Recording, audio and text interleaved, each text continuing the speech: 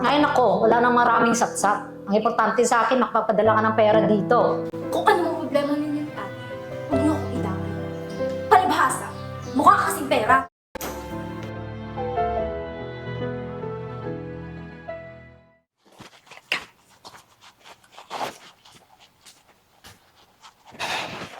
Oh ma, ba't ka na naman nagdadabog? Ba't hindi ako magdadabog?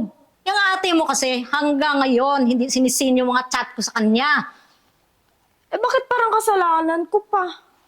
Sus, pareho lang kayong dalawa. Tawagan mo nga yan. Tawagan ko na lang. Hello ate, Hello, Red? Oh, ba't ka napatawag? kailan ka daw magpapadala sabi ni mama? Pasensya na kayo ha. Busy pa kasi ako sa trabaho, pero hayaan mo pag nakasahod ako, magpapadala agad ako dyan. Aba dapat lang. Ako na papagalitan ni mama dito eh. Pasensya ka na, Red ha. Oo, andito si mama. Gusto mo siyang kasapin?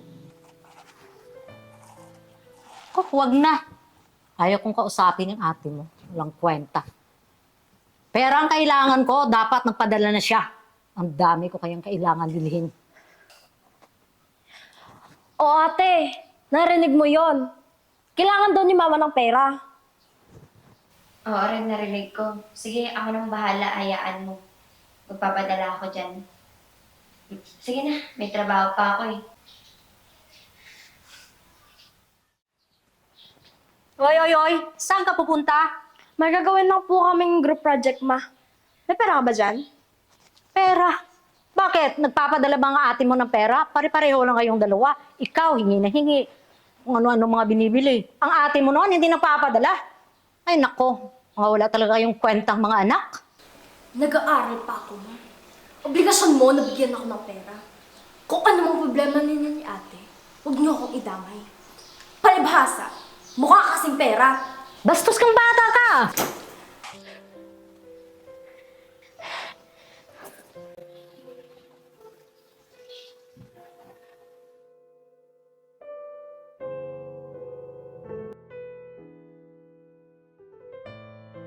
Hello ma, kamusta na kayo dyan? Ma, pasensya ka na kung hindi ko yun nasasagot yung mga tawag mo sa akin at saka yung mga chat mo. Sobrang busy na kasi ako sa trabaho eh. Busy? Kakakang busy kasi mga barkada mo dyan. Kaya wala ka ng panahon dito sa amin. Ma, alam mo namang hindi ako pala barkada, di ba? Tsaka, tungkol nga pala dun sa pera na hinihingi mo, hayaan mo ma, baka sa susunod na linggo magpapadala ako dyan. Ano siya? Kailangan na talaga magpadala ka. Kasi ang dami ko nang bayarin dito. At saka, ang dami ko pang bibilhin. Meron pa akong mga darating na mga orders galing ng online. Kaya, magpadala ka na kaagad, ha? Oo, sige ma, magpapadala ako dyan. Siya nga pala ma, yung tungkol kay Red. Anong kay Red? Huwag niyo po siyang papagalitan ha, kasi wala namang kasalanan yung kapatid ko sa... Ngayon ako, wala nang maraming satsat. Ang importante sa akin, makapapadala ka ng pera dito. Oo, sige ma, magpapadala ako dyan. Ako nang bahala. Mag-iingat kayo dyan ha.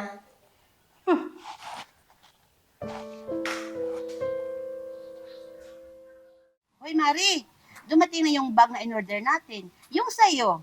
Buti nga sa'yo dumating na. Yung sa akin, pinakancel ko. Kasi nga hindi ako pinapadala ng anak ko nung walang kwenta. Nag-abroad nga naman. Wala naman pinapadalang pera dito. Buti pa kayo, mga anak niyo, mga abroad. Mga anak ko, pinapaaral ko pa. Anong mabuti? Abroad nga naman, hindi naman nagpapadala ng pera. Yung isa naman, hingi ng pera. Walang kwenta. Tao po? Tita! O Nicole, mabuti naman padalaw ka. Tita! Kaya nga dumating. Kahapon lang po. Kapasok ka dito. Sige po. Buti, nakabalik ka na dito ng Pinas. Oo nga po, tita eh. Miss ko na din kasi yung klima dito sa Pinas. Alam mo yon. Kailan ba yung balik mo sa States? Hindi na po kasi ako babalik doon eh. Bakit naman? Sino naman magpapadala ng pera kina kumare? Sabi kasi ni mama, di naman yun importante. Yung mahalaga, buo at magkakasama yung pamilya namin.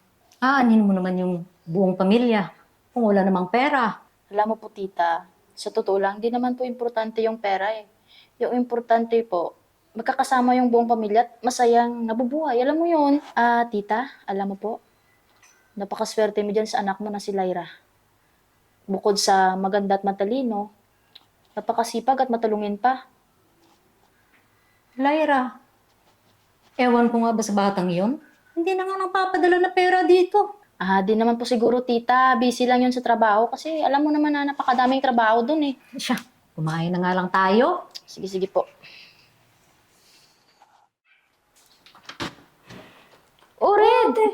Ang laki-laki mo na. Oo nga, nakauwi ka na pala. Oo, kahapon pa. Nag-usap nga kami ni titay. Ate, alam mo, parang pinapagalitan ni Mama dahil hindi nagpapadala si ate sa amin. Alam mo, Red, di ko dapat sabihin sa'yo ito eh. Kasi ayaw ng ate mo na mag-alala kayo sa kanya. Ha? Sinabi mo na ba sa kanila yung sitwasyon mo dito ngayon?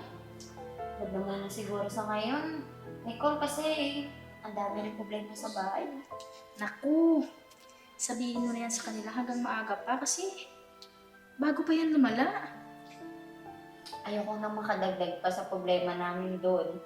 Tsaka, nagtrabaho ako dito para tumulong sa kanila, hindi makadagdag sa problema. Hayaan na natin. Pangako mo sa akin, Nicole, kapag nauna kong umuwi, huwag mo na sasabihin sa kanila to. Ha? Ayoko mag-alala sila sa akin. May sakit yung ate mo. At kahit may sakit siya, pili-pilit siya pa rin magtrabaho para makapagpadala dito sa inyo. Kaya, intindihin mo na lang yung ate niyo kung hindi makapagpadala kasi may binibili pang gamot. O siya, sige. Muna na muna ako at may pupuntahan pa ako. Hello, ate. Oh, Red. Huwag ka na patawag. Kamusta ka na dyan? Ito, ayos naman. Ate, alam ko na pala yung dahilan kung bakit hindi ka nakapagpadala ng pera. Basta, tandaan mo, ingatan mo sarili mo ha. At huwag mong kalimutan yung gamot mo. O Red, ate mo ba yung kausap mo? Oh man, dyan ka pala. Nga pala, di pala makakapagpadala sa ate. Hindi naman ako hingi ng pera eh. Baka umuwi na po siya sa susunod na buwan kasi patapos na kontrata niya.